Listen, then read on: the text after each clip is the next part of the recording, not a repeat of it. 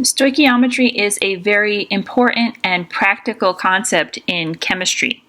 Stoichiometry is dealing with the amounts involved in a chemical reaction. So if you wanted to make a certain amount of ammonia and you wanted to know what amount of hydrogen was needed, you would use stoichiometry for that. If you had a certain amount of nitrogen and wanted to know how much hydrogen to react with, that's another use of stoichiometry. So figuring out what amounts you need and what amounts you will make is involved with stoichiometry. The amounts in this balanced chemical equation apply to the molecules themselves. 3 molecules of hydrogen and 1 molecule of nitrogen will make 2 molecules of ammonia, but we can't see or count these individual molecules. And so most of the time we're going to be dealing with these amounts of the reaction in terms of moles, because moles are such a large number that we can actually see and count and measure moles of hydrogen and moles of nitrogen and moles of ammonia. When we look at this chemical equation, this balanced chemical equation, these coefficients tell us the molar ratio or the molar relationship.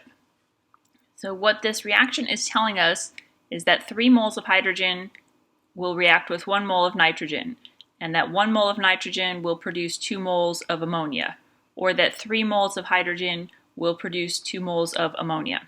So let's take a look at this first problem. We are trying to relate the amount of hydrogen to the amount of nitrogen. So the part of this relationship that we need is just the part with hydrogen and nitrogen. So starting out with what we're told, the 1.65 moles of nitrogen, we will write this relationship as a conversion factor with nitrogen on the bottom because we want that to cancel out. And then we come up with 4.95 moles of hydrogen needed for this particular reaction. In this next question, we're told moles of nitrogen and we want ammonia. So we need this part of the relationship, that 1 mole of nitrogen relates to 2 moles of ammonia. So we can use that as a conversion factor with moles of nitrogen on the bottom. And then we come out with 1.70 moles of ammonia. For this next problem, we have moles of ammonia and we want moles of hydrogen. We need the relationship between hydrogen and ammonia. So we're using this part here, that 3 moles of hydrogen equals 2 moles of ammonia. That's the relationship there. We'll write it like this so that the moles of ammonia cancel, and then we'll have moles of hydrogen. We have to take the 0.750, multiply it by 3, divide it by 2, and get 1.13 moles of hydrogen. For this one over here, we have nitrogen and ammonia. So we're going to go back to using this relationship here. So this time we'll have the 2 moles of ammonia on the bottom, 1 mole of nitrogen on the top, and we end up with 1.94 moles of nitrogen needed.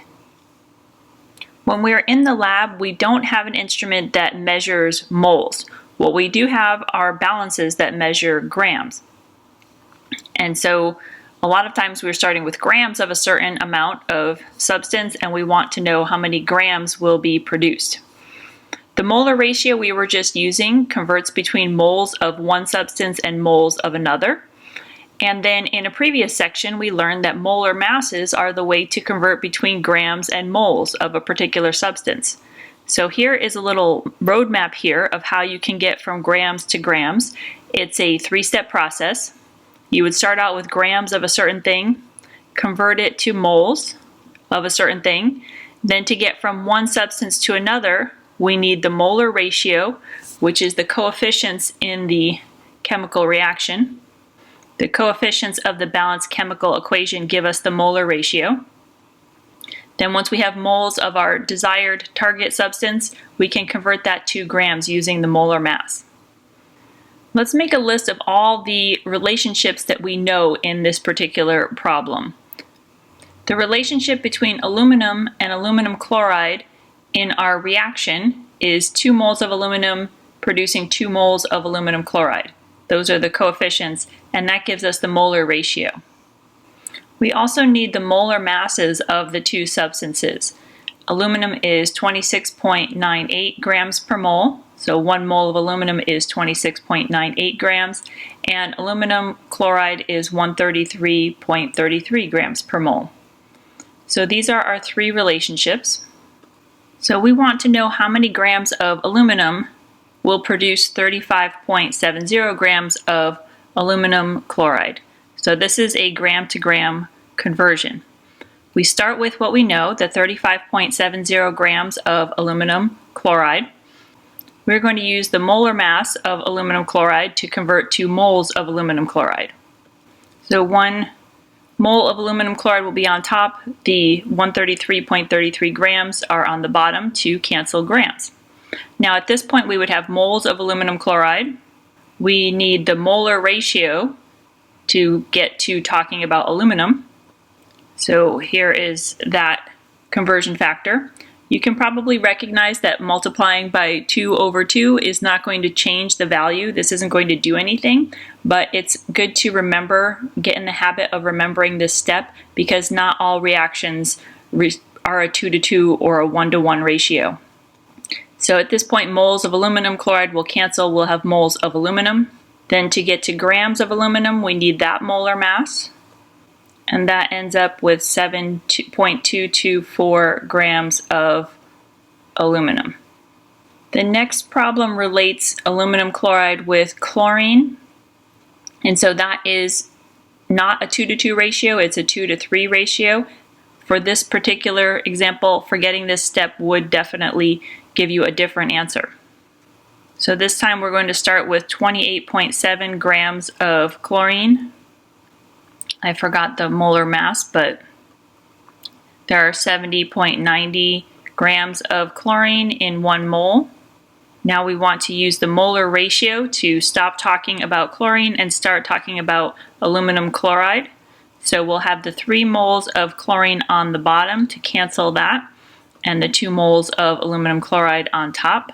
Now we need the molar mass of aluminum chloride, and that gives a result of 36.0 grams of aluminum chloride for that problem. Alright, for this problem, I'm going to go ahead and do it in this space because I still want this stuff to stay on the screen. So this time we are starting with moles of chlorine. So it's like we're starting here. We have moles of a certain compound.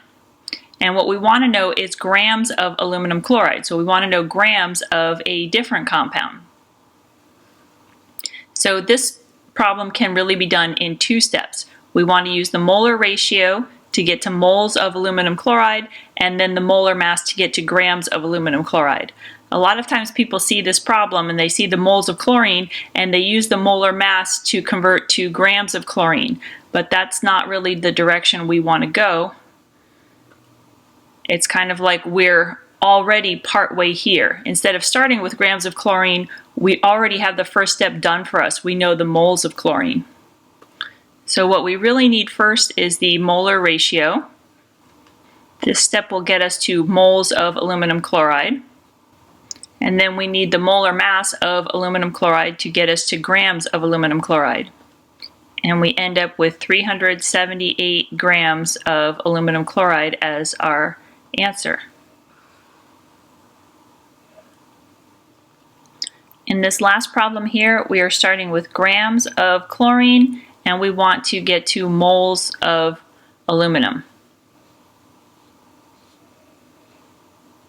So if we scroll back up to our little roadmap, we're going to use the molar mass of chlorine to get to moles of chlorine, the molar ratio to get to moles of aluminum, and then we can stop because we just need the moles of aluminum. So the first step, we need the molar mass of chlorine with the grams on the bottom so that the grams cancel. Then at this point we'll have moles of chlorine. Now we can use the molar ratio, that 3 moles of chlorine react with 2 moles of aluminum. And then at this point we have moles of aluminum, and it comes out to be 0.139 moles of aluminum. It's a lot more effective to learn the process, to get into the habit of writing out the relationships that you know, of writing the conversion factors with the units next to them, and not just try to memorize, when I see this problem I do this, when I see this problem I do this, because the types of problems are going to be making a really long list. So instead of approaching this as a list of types of problems to memorize, look at it as one process of how to approach these types of problems, and get into the habit of putting these relationships on the side. If you need to, take each relationship and write the 2 possible conversion factors.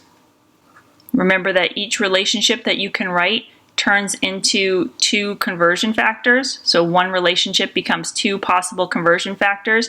Then look at what you're trying to cancel and choose which one to use based on that. So that's just some advice from what I've seen in the past. Trying to just memorize all the different problems that we see is going to get very unwieldy very soon.